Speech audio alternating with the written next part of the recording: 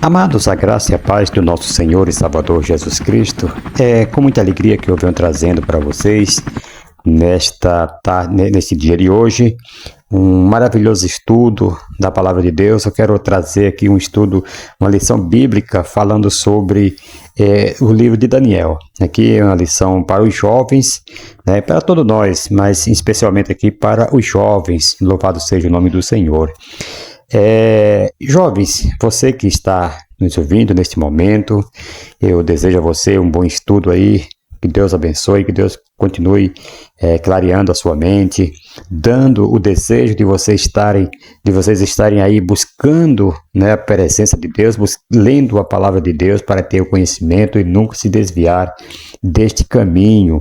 Pois se nós não buscarmos, se nós não estivermos lendo, né, constantemente, nós vamos nos esquecer, assim como fez, né, o povo depois da morte de Josué, lá no livro de Juízes, no capítulo 1, né, que fala que depois da morte de Josué, os filhos de Israel perguntaram ao Senhor, né, dentre os que subiram e tal, e ali eles ficaram sem um líder. E essa foi a preocupação dele. Mas no capítulo 2, a gente vê que o povo serviu ao Senhor, né? Capítulo 2, versículo 7, por ali mais ou menos.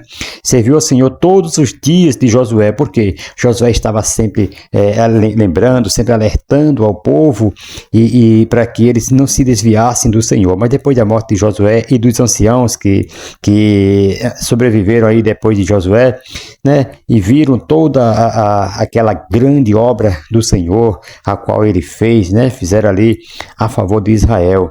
Aí faleceu Josué, que era filho de Nun, né? Faleceu também os anciãos da cidade, e depois o povo não buscaram mais conhecer a Deus, e foi aquela coisa toda, e se desviaram por outros caminhos, e acabou que ficando sem conhecimento de Deus. E isso foi um prejuízo muito grande para eles.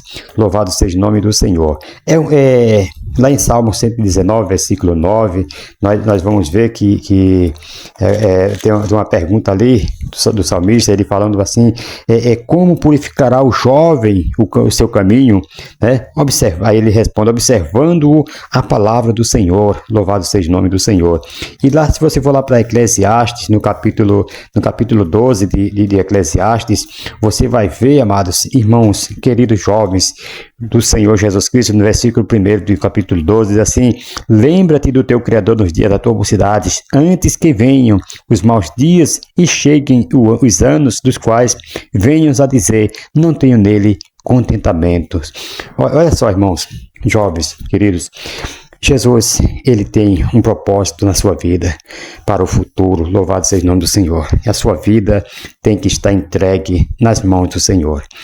Amados, se nós não buscarmos, se nós não tivermos esse desejo de estarmos buscando, né, a palavra de Deus, buscando conhecer a palavra de Deus, louvado seja o nome do Senhor, então nós vamos nos esquecer dos mandamentos do Senhor, dos seus estatutos, e isto vai fazer com que nós nos desviamos, assim como fez Israel depois da morte de Josué e dos anciãos. Amados, a lição de hoje tem por título, nesse trimestre aqui, desse terceiro trimestre aqui dessa lição, tem por título Padrão Bíblico para a Vida Cristã, né? Caminhando segundo os ensinos das Sagradas Escrituras. E hoje nós temos por título da aula, Daniel, uma jornada de fidelidade. Vamos estudar aqui, né, nessa primeira lição, nós teremos uma visão panorâmica, né, panorâmica aí do livro do seu contexto e o início da vida dos jovens hebreus no cativeiro babilônico. Vamos aqui para uma introdução rápida, né? Adentramos aqui na fascinante aventura de percorrer as páginas do livro do profeta Daniel, frequentemente considerado um texto de difícil compreensão Este livro cativa pela riqueza de cores, né, e simbolismo, pois o Espírito de Deus inspirou Daniel a revelar Jesus Cristo de maneira singular, por meio de figuras, números e imagens vividas. Quase conseguimos sentir, né, a tensão nas batalhas, o calor da fornalha, a presença dos leões, né, ali na cova. Para muitos, o livro de Daniel permanece tão enigmático quanto o livro de Apocalipse, né, desafiando nossa compreensão. No entanto, irmãos, com serenidade, estudo profundo e a iluminação do Espírito Santo, certamente nós vamos entendê-lo, né? E assim também dele extrairemos lições valiosas para aplicar em nossas vidas. Eu também sou um jovem, né? Eu vou fazer 53 anos, sou jovem ainda, e esta lição é para mim também, devo aplicar na minha vida, e todos os dias devo estar buscando, lendo e conhecendo a palavra de Deus, para não esquecer, né, dos estatutos, dos mandamentos do Senhor. Vejamos o que disse Jerônimo, né, sobre o livro de Daniel. Desejo enfatizar que nenhum profeta falou com tanta clareza e a respeito de Cristo como o profeta Daniel, né? Você vê que foi lá no Velho Testamento, mas ele já falava de Cristo, né? Foi o Daniel. Então, além de asseverar que o Messias viria, uma predição comum aos outros profetas, também apresentou o tempo, né, de sua vinda, forneceu ainda a sequência de reis, declarou o número de anos em questão e pronunciou os sinais mais claros dos acontecimentos vindouros. Louvado seja o nome do Senhor. O lugar da história de Israel.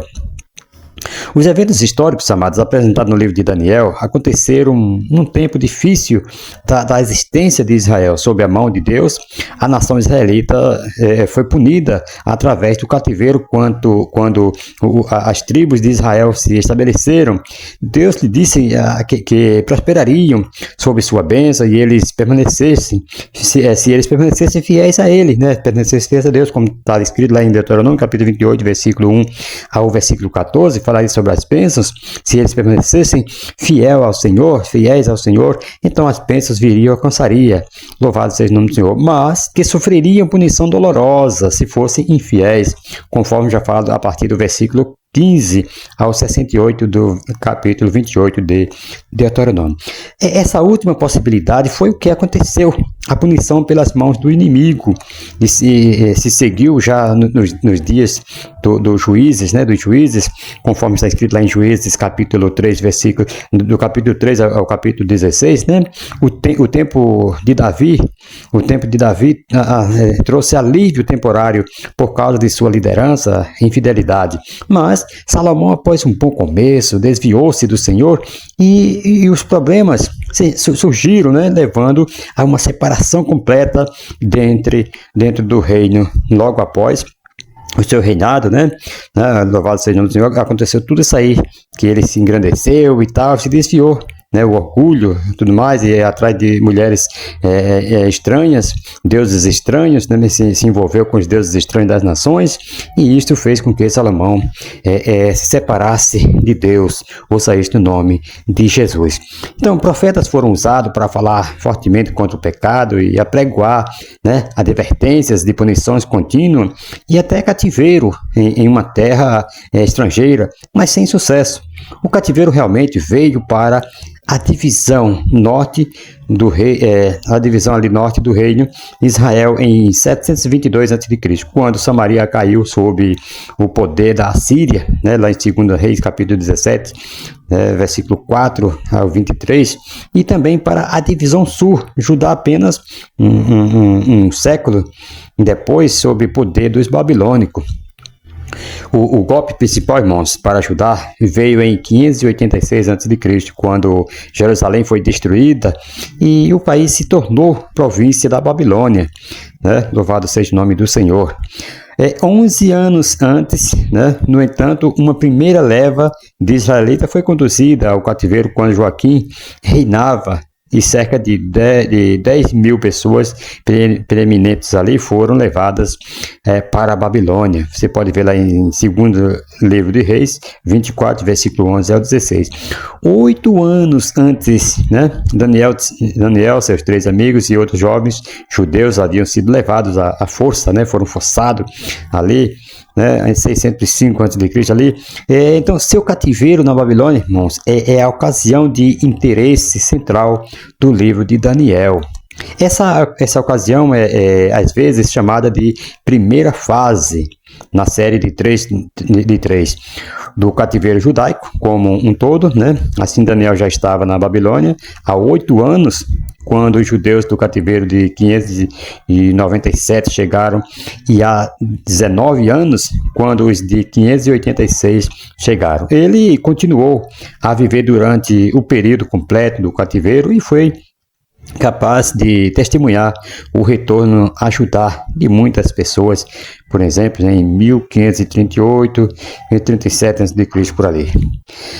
Vale a pena notar que o tempo de Daniel marca o terceiro de 4 grandes períodos, certo, de milagres na história das operações de Deus com o povo de Israel. O primeiro período veio com Moisés e a libertação de Israel do Egito. O segundo com os profetas notáveis, né, Elias e Eliseu, e o quarto com o advento ali de Cristo. Todas essas épocas foram caracterizadas por desenvolvimentos significativos, precisando de demonstração de credenciais autênticas. A época de Daniel exigia especialmente credenciais para que os pagãos, né, entre os quais os judeus foram forçados a viver, tivessem motivo para pensar de forma elevada a respeito do Deus de Israel, Yahvé, né? As credenciais foram necessárias também para ao próprio povo de Daniel. Eles precisavam ser encorajados e permanecer firmes em sua fé sob circunstâncias difíceis. Vejam só, os pagãos, por exemplo, eles avaliavam, né, qualquer divindade pelo tamanho do país, cujas pessoas o adoravam, o grau de prosperidade daquele país e o tamanho e o sucesso do exército. Quando Judá foi levado cativo pela Babilônia, o seu Deus não se equiparou bem a esses padrões. Vejam só, Judá foi levado, né, cativo pela Babilônia ali, e o seu Deus não se equiparou bem a esses padrões. Para os babilônios, suas divindades pareciam mais fortes, né? Essa situação não agradou a Deus e ele usou Daniel como seu instrumento especial para trazer uma mudança. Então, os babilônios, eles achavam que os deuses dele era maior do que o Deus de Daniel. Aí Deus usou agora Daniel para mostrar, louvado seja o nome do Senhor, que Deus realmente é o grande eu sou, o Deus Todo-Poderoso. Então, irmãos, particularmente através da interpretação de 2 sonhos para Nabucodonosor, da leitura da escrita milagrosa na parede do palácio de Beltesazar e do livramento da cova dos leões, tudo isso aí foram eventos que o Senhor foi mostrando que ele realmente é poderoso para salvar das mãos daqueles reis, de Nabucodonosor e de quem mais viesse, dos deuses dele e tudo mais. Então, todas essas coisas que foram acontecendo aqui, dos livramentos na cova dos leões, né, no reinado de Dário, Deus usou Daniel para despertar a adoração dos lábios desses regentes estrangeiros, né? Conferimos lá em Daniel capítulo 2, versículo 46 ao versículo 49, Daniel capítulo 3, versículo 28 ao 30, que se refere também ao uso que Deus fez dos 3 amigos, né? Louvado seja o nome do Senhor. Isso é interessante porque quando a gente vê as traumas ali, as tramas dos que prenderam Daniel, levaram Daniel para a cova dos leões, os amigos e tudo mais, depois os líderes, né, os reis falavam assim, olha, nunca se viu um Deus como esse Deus deles. Agora, qualquer um que falar blasfêmia contra o Deus desses moços, sua família, sua casa, tudo será lançado no fogo. Louvado seja o nome do Senhor. Será feito um montão de lixo, de tudo mais, porque Deus se mostrou forte naquele momento. Louvado seja o nome do Senhor. Por isso, jovens, quando vocês estiverem passando por algum problema muito difícil, não se esqueça que Deus está na trajetória desse seu sofrimento, do que você estiver passando, que é para glorificar o nome do Senhor, ou seja, no nome de Jesus. Daniel, o homem. Daniel era membro da família real de Judá, conforme mostra lá Daniel 1 e 3, nasceu em Jerusalém, provavelmente ali em 623 a.C., durante a reforma de Josias, né, no princípio do ministério de Jeremias, e foi educado na corte real, né, como mostra lá no capítulo 1, versículo 4 ao 7. Era mais ou menos da mesma idade de Ezequiel, sendo que este tinha sido deportado em 597 a.C. e Daniel em 605 a.C. Então, Daniel viveu na Babilônia durante o século VI a.C. e serviu aos governantes babilônicos e persas, enquanto o ministério de Jeremias em Jerusalém ocorreu entre 626 até 586 a.C. E o de Ezequiel ocorreu entre 593 a 571 a.C. Então, Daniel profetizou ali entre 605 até 536 a.C. Todos os 70 anos que duraram o exílio, quando ocorreu o primeiro retorno dos judeus sob a liderança de Josué e Zorobabel ali, né? Você sabe da história. Está escrito lá em Esdras, capítulo 1, versículo 1 e 2. Aliás, capítulo 1, versículo 1 em seguida, até o capítulo 2 e o versículo 2. Então, Daniel, desde jovem, serviu como um exemplo de amor e compromisso com Deus. Daniel era tido em alta estima por Deus e pelos homens. Irmãos, jovens, se cada um de nós quisermos ter estima, né, louvado seja o nome do Senhor, por Deus, é só nós andarmos em compromisso e amor com Deus. Aí você vai ver que você vai ser um jovem, uma jovem bem estimada por Deus, louvado seja o nome do Senhor. Então, fora do seu próprio livro, Daniel é mencionado 5 vezes nas Escrituras. Ali fora do livro de Daniel, ele é mencionado 5 vezes. Ezequiel capítulo 14, versículo 14 e o 20. Né? E Ezequiel 28, versículo 3, né? Menciona ali também Daniel. Mateus 24, versículo 15 e Marcos 13, versículo 14. Nas primeiras referências, Daniel é associado a Noé e Jó como exemplo notável de retidão. Na terceira, como um modelo de sabedoria, com quem o rei de Tiro não poderia esperar, né, se medir. As duas referências no Novo Testamento fornecem evidências sobre a interpretação apropriada de um aspecto das revelações de Daniel, pois Jesus se identifica a abominação da desolação mencionada por Daniel no capítulo 9, versículo 27 e no capítulo 12, versículo 11, que se cumprirá no tempo da grande tribulação. Posição singular no cânon. Para uma melhor compreensão, amado, do livro, você deverá estudar a história bíblica do povo israelita anterior a Daniel, a fim de ter uma visão panorâmica da situação reinante no tempo do profeta, tanto em Israel como nas nações com ele relacionadas. O início da história de Daniel situa-se a partir de segundo livro de Crônicas 36, versículos 6 e 7, e segundo livro de Reis 24, versículo 1. No reinado de Joaquim, né? Após Daniel vem o relato de Esdras, Neemias e Esther. Se bem que a história de Esther, irmãos, ela corre entre os capítulos 6 e 7 do livro de Esdras. Daniel é um dos livros mais fascinantes e cruciais do Antigo Testamento por causa de suas predições, né? Das profecias messiânicas e do exemplo inspirador de separação absoluta da religião apóstata do mundo. Daniel se tornou alvo de ataques dos meios acadêmicos, né, racionalistas e céticos. Não é de admirar que o estudioso bíblico, conservador mesmo, né, o Sir Robert Anderson tenha dado a um de seus livros o título de Daniel Inti-Crite, né? Daniel Inti-Crite. Daniel na cova dos críticos. Vejam só. O principal questionamento aqui dos críticos é se o livro foi de fato escrito por um profeta chamado Daniel no século VI a.C., como afirmam judeus e cristãos, né, conservadores, ou por um autor desconhecido do século II, né, antes de Cristo, que registrou aí acontecimentos históricos, especialmente o capítulo 11, como se fossem profecias.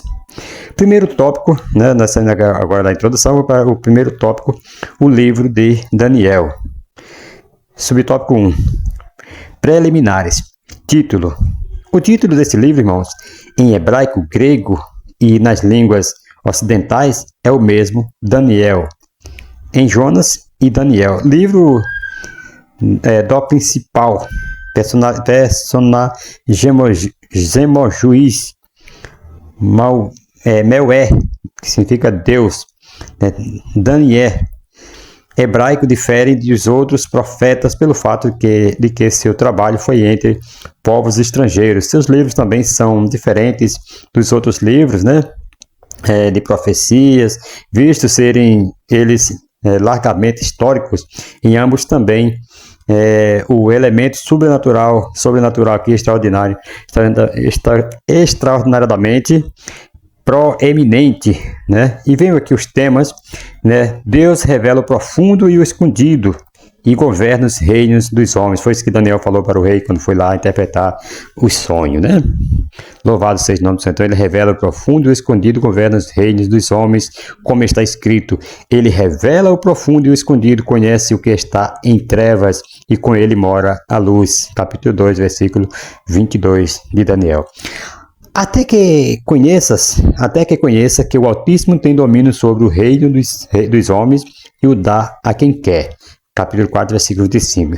É aqui, enquanto Nabucodonosor se achava um Deus, se achava que o Deus dele era mais poderoso que o Deus de Daniel, agora Daniel está aqui aplicando a palavra de ele, falando que Deus mostrou essas coisas para que o rei entendesse que até que conheça que é o Altíssimo, quem é o Altíssimo? O Deus Todo-Poderoso, o Deus de Daniel. Ele reina sobre os homens. Louvado seja o nome do Senhor. Autoria do livro. Esse livro oferece, irmãos, abundante evidências internas de sua autoria.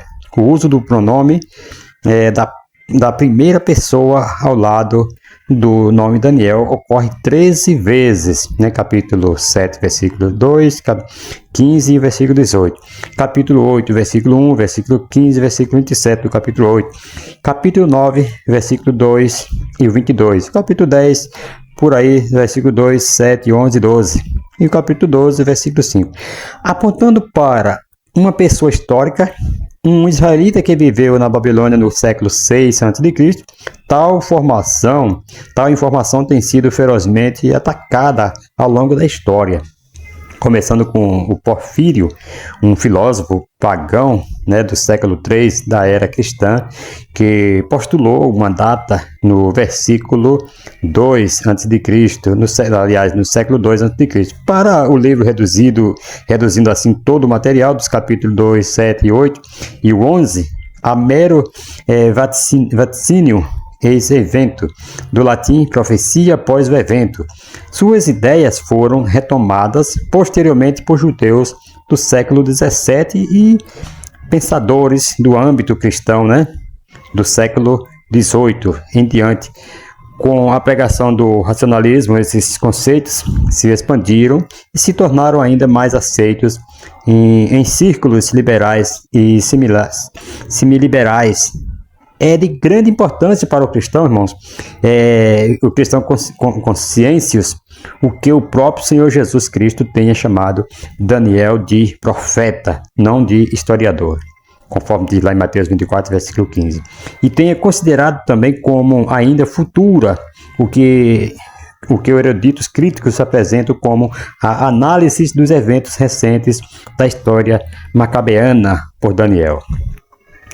Convém destacar aqui alguns fatos relevantes, que é muito interessante a gente ver isso aqui, né? Primeiro, né? Letra A. Ao citar o livro, Jesus o atribui especificamente a Daniel, Mateus capítulo 24, versículo 15. Só esse fato é prova suficiente para o cristão devoto, certo? Letra B. O texto é repleto de nuances e costumes da antiga Babilônia e Média Persa e não da Palestina dos Macabeus. Letra C. Judeus e cristãos têm sido abençoados por esse livro há séculos, apesar de ser possível dizer o mesmo de vários textos, não inspirados. A iluminação poderosa do Espírito Santo que observamos aqui em Daniel não é compatível com um texto forjado. Letra D. Acredita-se que um manuscrito de Daniel, encontrado na caverna 1 de Qumran, foi copiado durante a era dos Macabeus, ou antes dela, indicando aí que o original é ainda mais antigo. Outro ponto aqui, época e local do livro. O livro de Daniel, irmãos, foi escrito em 606 a 534 a.C., durante o exílio do povo de Deus em Babilônia.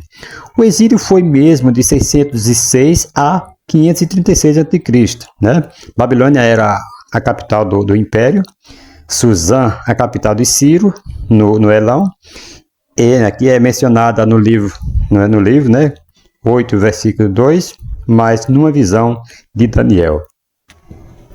E o objetivo do livro? Letra A. Destacar a soberania de Deus. Letra B. Destacar a possibilidade de uma vida íntegra e fiel, mesmo em um contexto pagão e hostil. Letra C. Você vê aqui que mesmo no local de muita idolatria, de muitas coisas erradas, você pode ter uma vida íntegra com Deus. Louvado seja o nome do Senhor. É só você se apegar ao Deus Todo-Poderoso e saber que é Deus que faz tudo por você. Então, quando você faz isto, tem certeza que Deus ele vai te abençoar mesmo no meio de pessoas pagãs, Letra C. Revelar o futuro do mundo gentílico. Letra D. Revelar o futuro da nação israelita. Segundo subtópico, gêneros e estrutura. O livro de Daniel, irmãos, é uma unidade literária. Diversos dispositivos criativos e estruturais foram empregados para manter um sentido de coesão entre os vários componentes do texto. Literariana. Os capítulos 1 a 6 são narrativas relacionadas aí às atividades de Daniel na Babilônia durante o Império Neobabilônico e o estabelecimento da Medo-Pérsia como o poder dominante aí no Oriente Médio. Os capítulos 7 ao 12 relatam as visões de Daniel sobre Israel e o estabelecimento do reino divino. Na primeira divisão, irmãos, Daniel interpreta os sonhos de outras pessoas. Na segunda, os anjos interpretam as visões de Daniel, para Daniel. Linguisticamente, o livro oferece uma introdução em hebraico, do capítulo 1, versículo 1 até o capítulo 2, versículo 3. Seguida aí por uma divisão em aramaico, Você vai ver lá no capítulo 2, ao capítulo 4, versículo 7, capítulo 2, versículo 4 até o versículo 7. E depois, pulando lá para o 28. E uma divisão final em hebraico, capítulo 8, você vai ver isso também. Isso parece correlacionar-se às ênfases em questões gentílicas, nos capítulos 2 ao 7, a história israelita. Os primeiros 6 capítulos consistem em 2 tipos de histórias que foram arranjados de modo a aumentar o seu impacto. 3 histórias são testes de fidelidade e 3 são testes de sabedoria. Esses 2 tipos de histórias, irmãos, são apresentados aqui alternadamente com Daniel 1, e é a história de um teste de fidelidade seguida da história de um teste de sabedoria no capítulo 2 de Daniel, e no capítulo 2. Daniel 3 e Daniel 4 formam uma parelha similar. Os 2 últimos capítulos revertem a ordem da apresentação. Daniel 5 é a história de um teste de sabedoria, enquanto Daniel 6 é um teste de fidelidade, certo? Os 6 últimos capítulos de Daniel são relatos de visões. Eles são aí arranjados em ordem né, em ordem cronológica, e fornecem cada vez mais detalhes dos eventos futuros. O resumo da ascensão e da queda dos reinos, no capítulo 7, é expandido nos capítulos subsequentes. As outras três visões tornam-se progressivamente mais longas, sendo que a última, né, nos capítulos 10 a 12, é acima de 3 vezes, né, mais longa do que as outras. Um sumário simples dos materiais seria o seguinte: primeiro, História de uma Terra Estrangeira, capítulo 1 ao 6, e temos aqui a letra A. A continuação, o alimentar, o primeiro teste de fidelidade, Daniel 1. Letra B, o sonho da estátua, o primeiro teste de sabedoria ali, que Deus estava testando, mostrando para o rei a sabedoria de Daniel, capítulo 2. E letra C, que foi a fornalha em chamas, o segundo teste de fidelidade. Ali Deus quis mostrar para o rei que eles eram fiel a Deus e não iria se comprometer, não iria, né, desobedecer para obedecer o mandado do rei. Capítulo 3. Letra D, o sonho da árvore. O segundo teste de sabedoria foi dado ali também para Daniel. Letra E, a inscrição na parede. O terceiro teste de sabedoria. Tudo isso aí Daniel foi interpretando. Letra F, a cova dos leões, né? O terceiro teste de fidelidade. Aqui foi como eu falei no começo, que os invejosos lá estavam vendo que Daniel era propício a ganhar, né, aquela eleição, e entraram em invejas, né, e foram procurar defeitos em Daniel, não encontraram. Aí falaram: a não ser que nós encontramos na lei de seu Deus. E foi lá que eles viram que Daniel orava 3 vezes ao dia e foram falar com o rei para que ele proibisse e fosse de fazer qualquer pedida por um período de tempo, a não ser somente ao rei, né? Tendo o rei ali como um deus. Segundo tópico, ponto aqui que nós vamos ver: visões de uma terra estrangeira, Daniel 7, versículo 1 até o 12, versículo 1. Letra A, visão das 4 bestas, né? Daniel 7. Letra B, a visão das 2 bestas, Daniel 8. Letra C, a visão das 70 semanas, Daniel 9. Letra D, a visão de uma grande guerra, Daniel capítulo 10, versículo 1 até o capítulo 12, né? Versículo 13. Agora sim, agora nós vamos para o segundo tópico, compreendendo o contexto, né? Contexto histórico. Daniel deve ter nascido durante o reinado de Josias, né, 640 a 609 a.C. Uma vez que provavelmente era um adolescente quando foi capturado e exilado em Babilônia, né, conforme fala lá em Daniel capítulo 1, versículo 3, ele testemunhou a meteórica ascensão de Babilônia sob a liderança de Nabopolassar, e o declínio igualmente rápido da Síria no derradeiro quarto do século 7 a.C. O declínio de Judá, por sua vez, foi igualmente brutal. Depois da morte de Josias, na batalha, em Megido 609 a.C., quando o jovem rei tentou impedir que os exércitos egípcios levassem ajuda aos assírios cercados em Arã. A suzerania egípcia sobre Jeoaquim, rei de Judá, ali entre 609 e 597 a.C., foi breve e terminou com a vitória de Nabucodonosor em Carquemis, 605 a.C. Pouco depois da batalha, o príncipe caldeu, né, foi até Judá e impôs ali vassalagens a Jeoaquim, levando como refém algumas pessoas da nobreza e levando consigo o objeto do templo como prova de conquista, Daniel capítulo 1, versículo 1. O livro de Daniel cobre o período que vai de 605 a 536 a.C., que foram os 70 anos dramáticos que testemunharam a ascensão e a queda do Império Neobabilônico e a ascensão da Medo-Persa como poder dominante no Oriente Médio. A própria ascensão de Daniel, né, a fama e ao poder foi meteórica, uma vez que seu contemporâneo Ezequiel né? E o menciona como modelo de sabedoria e virtude. Você pode ver lá em Ezequiel 14, versículo 14 e o 20. Uma vez que Ezequiel começou seu ministério em 593 a.C., isso indica que foram necessários pouco mais de 15 anos para que a reputação de Daniel atingisse proporções imperiais. Certo? Mais de 15 anos. Ok?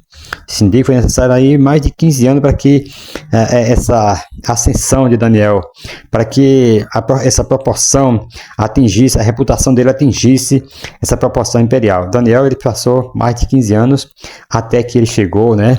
Na altura em que ele chegou, nós sabemos a história que ele, né, mesmo com a inveja dos colegas lá, mesmo assim, isso aí até foi um passo para que ele adiantasse mais aí a sua vitória, né? Quando o inimigo muitas vezes pensa que está fazendo mal, ele está dando um empurrão para lugar da vitória. Ao todo, Daniel serviu durante o reinado de 5 reis de Babilônia e 2 governantes, né? 2 governantes persas, presumindo aí que Dário o Medo não seja Ciro o persa por delegação de quem o general Medo teria exercido autoridade em Babilônia, né? Então foram esses aqui, louvado seja o nome do Senhor. Então o Medo não sei, esse Medo aqui talvez não seja Ciro, né, o persa. Louvado seja o nome do Senhor. Agora, irmão, vamos para o segundo subtópico desse tópico 2. Contextos cronológicos. Segue-se aí a cronologia do livro. 605 a.C., Nabucodonosor subjuga Jerusalém. Daniel, junto com milhares de outros, é deportado para a Babilônia, conforme nós já sabemos lá em Daniel capítulo 1, versículo 1. 597 a.C., né? Segundo grupo de deportados, incluindo aí o profeta Ezequiel, ele é levado para a Babilônia. E ali em 586 a.C., Judá cai e Jerusalém é destruída. Terceiro grupo de judeus é deportado, né? Aí foi o fim do ministério de 41 anos de Jerusalém. Aí foi em 539 a.C., Babilônia é derrubada por uma coalizão aí dos medos e persas. E você pode ver lá em Daniel capítulo 5, versículo 25 a 30. Daniel é lançado na cova dos leões, lá no capítulo 6. Aí em 538 a.C., né, teve a permissão para o retorno dos primeiros exilados, né, a Judá por um decreto de Ciro, rei da Pérsia. E por esse tempo Daniel estava com 84 anos já. Você vê só, ele chegou lá adolescente, já estava saindo agora com 84 anos e provavelmente muito velho para viajar. Em 536 veio aí, em 536 a.C., veio o fim dos 70 anos de ministério profético de Daniel. E em 535 a.C., composição do livro de Daniel. Aí foi onde veio a composição do seu livro. Terceiro tópico, a relevância do livro de Daniel para os nossos dias. Tópico 1, do terceiro tópico, em relação ao propósito teológico. Daniel aqui, irmãos, ele destaca a soberania de Deus sobre a história do mundo. A história desenvolve-se como parte dos planos de Deus e caminha em direção aos alvos anteriormente determinado por ele. Os déspotas, né, terrenos utilizam seu poder cruel só por um breve controle, né, de tudo, e estabeleceu um fim para o tempo de sofrimento de seu povo.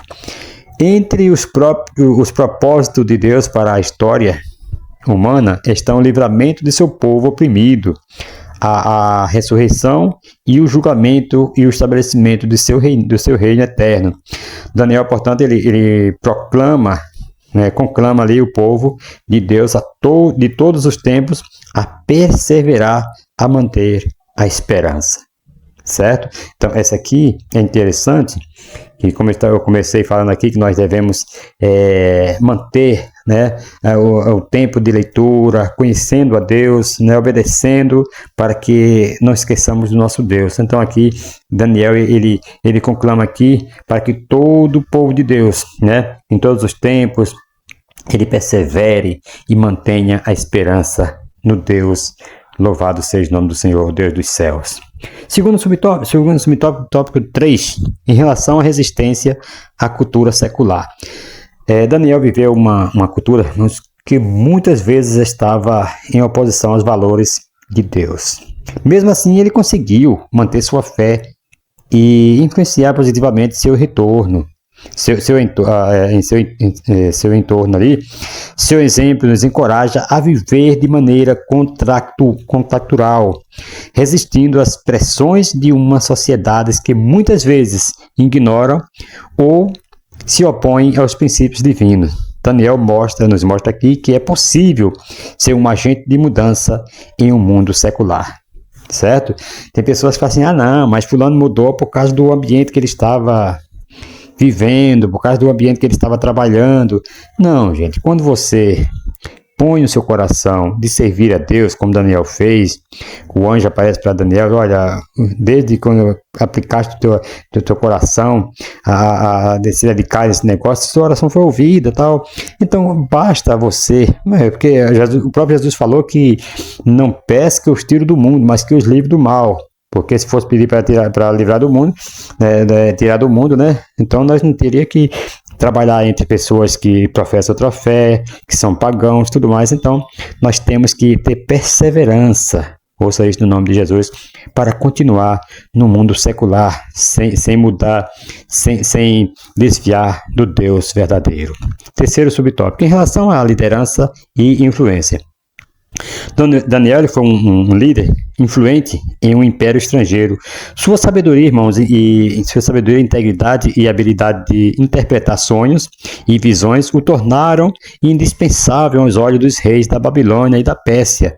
Isso nos ensina que quando somos fiéis a Deus e buscamos sua sabedoria, podemos ser colocados em posições de influência para impactar positivamente a sociedade ao nosso redor.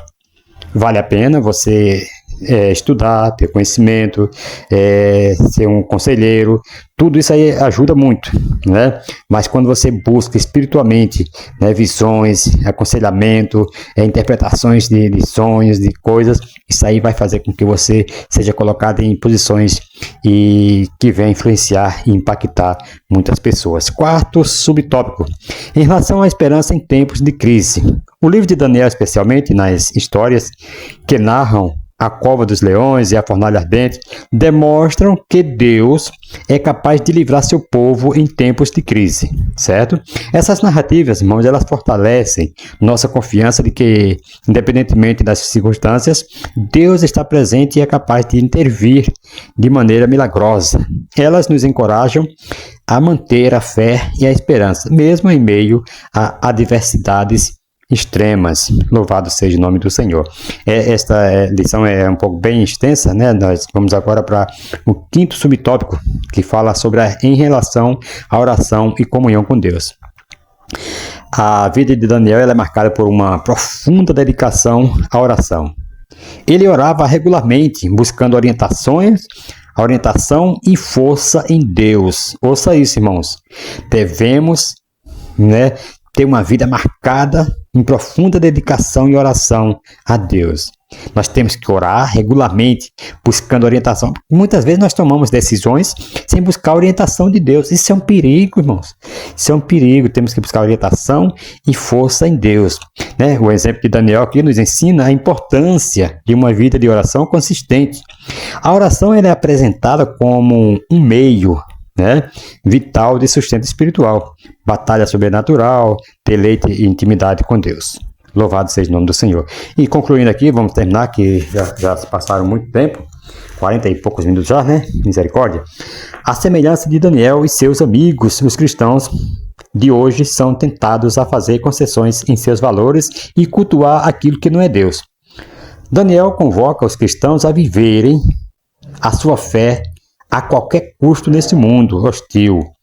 Os cristãos, irmãos, eles devem lembrar que Deus está operando soberanamente todas as coisas de acordo com o seu plano perfeito e haverá de trazer a história a um final, a sua maneira e o seu tempo, ao seu tempo. O reino de Deus haverá de fato de vir à terra, como ele hoje existe no céu, né? Você já fez parte desse reino hoje? Já fez parte? Que o Senhor, amados, te abençoe e que a sua fé se torne ainda mais firme. Que Deus possa te abençoar sempre, juventudes do Senhor, amados do Senhor. Que Deus possa estar te abençoando em todos os tempos, para que você possa andar em conformidade com a palavra de Deus e nunca esquecer de que Deus tem guiado os seus caminhos. Tudo tem o desígnio de Deus. O que você está passando hoje é para que o amanhã você lembre-se de Deus e continue falando também para os seus filhos, quando você casarem, quando você tiver seus filhos, falar com ele, continuar levando, não deixar que Josué morra e fique sem alguém para falar do Senhor para a geração futura. Louvado seja o nome do Senhor, que nós possamos estar todos os dias falando do nome do Senhor para nossos filhos. Louvado seja Deus. Que Deus abençoe a todos e até o próximo, se Deus assim nos permitir. Amém? Um forte abraço, amados. Que Deus abençoe a todos vocês, em nome de Jesus.